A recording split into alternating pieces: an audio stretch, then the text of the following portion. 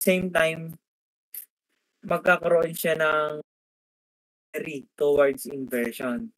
So, same lang din dito sa BPR, pero iba yung ano niya, iba yung price action niya compare dun sa inversion, okey?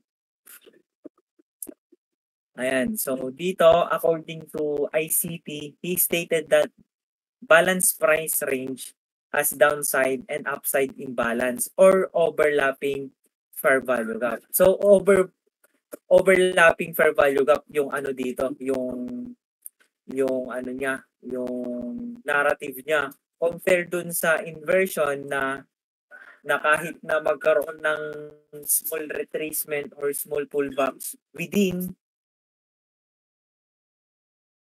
failed na yung ano niya, yung nature na as a fair value gap, magiging inversion na siya. Pero dito, magkakaroon na siya ng upside and downside and upside imbalances. Okay? Kung makikita niyo mamaya yan kung ano yung ano niya.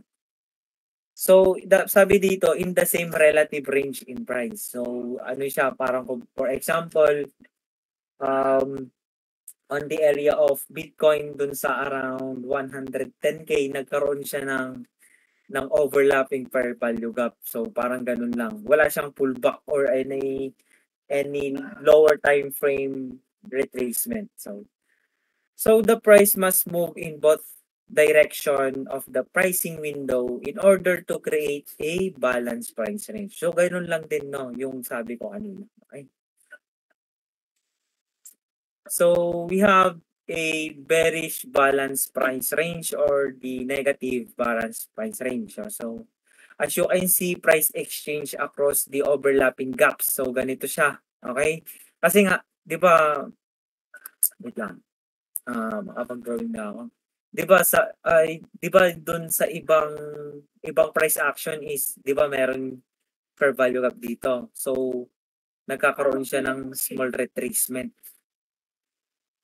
For example, ganito siya hanggang sa ma-fail yung inversion. So, dito impulse yung price movement compared dun sa nagke-create ng inversion fair value gap. So kapag you are expecting a inversion fair value gap, ganito yung price movement.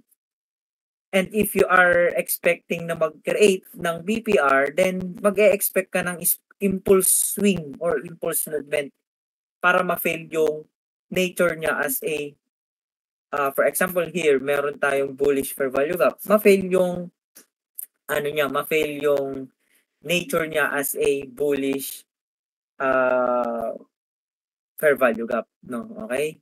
So, ganun yung difference between the inversion and the BPR, okay? Ayan, so nagigets naman, guys. Hello. Are you with me?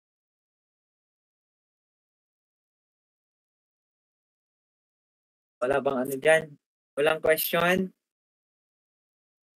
So that sabi dito, once the price is delivered on the area, we expect that the price will aggressively leaves from the gap. So ganito yung okay. So walang question, guys. Hello. Oh, ay okay, sige. Ayan, so move na tayo 'no. So kung meron tayong bullish ba't gano'n? So ito bullish 'to guys, na-typo lang. Ay, tao lang guys. Bull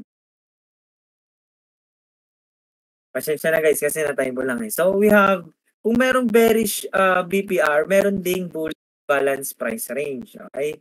So kung ano yung ginawa dito, gano'n lang din yung gagawin dun. So nagkakaroon siya ng impulse swing. Okay? Once the price is delivered on the area, we expect that the price will aggressively leaves from the gap. So, ganun lang din, no?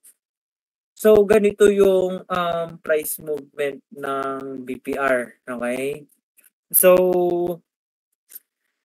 yung ano dito kasi, kadalasan nagkakaroon siya ng BPR pag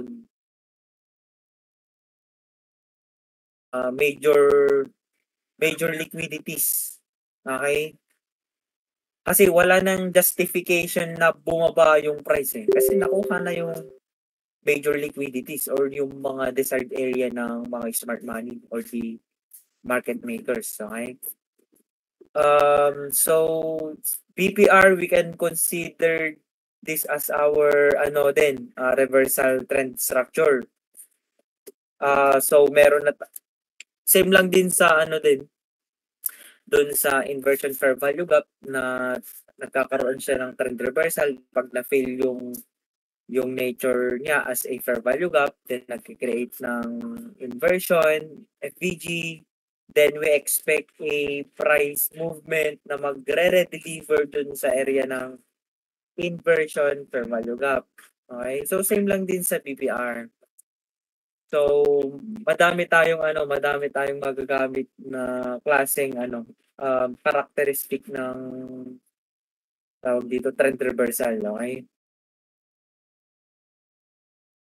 Lalo dun sa institutional swing points kasi dun malalaman natin kung ano yung strong movement, kung ano yung mga high probabilities na ano, na reversal structure. Kasi well, nagkakamali din naman ako kadalasan kasi sometimes hindi ko tawag dito, hindi ko na tawag dito, hindi ko nasasama yung time time distortion. Kasi siyempre nakakalimutan naman natin, okey? Sa dami-dami kasi ng mga model ni ICT nakakalimutan na yung iba, okey?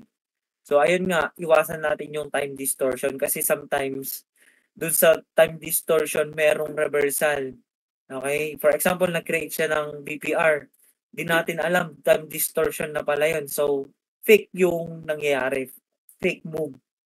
Okay, for example ganito, "Uy bullish na ako," without knowing na time distortion pala 'yan, okey?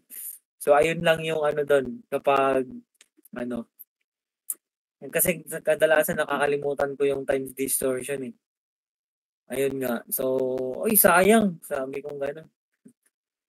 Ayan, so I think, done na tayo dito. So proceed na tayo dun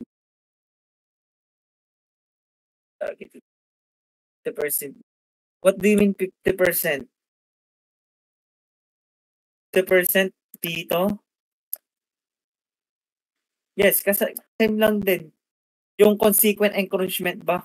Okey. Yes, same lang din sa ano kasi nga, imbalance pa din kasi 'to, okey? Nasa imbalances pa tayo. So,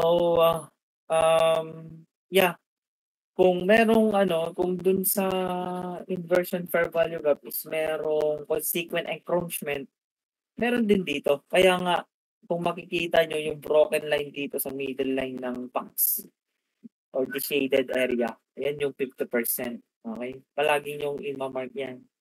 Kasi kung mai-invalidate ba yung BPR or hindi, okey? So, clear ba Sir Alden?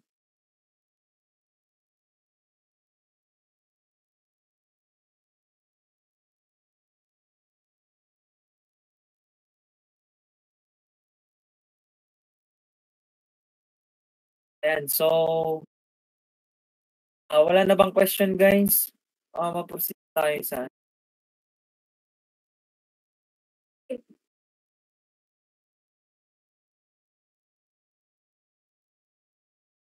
stop na. Ay okey. Oo, stop, tapos na, tapos na.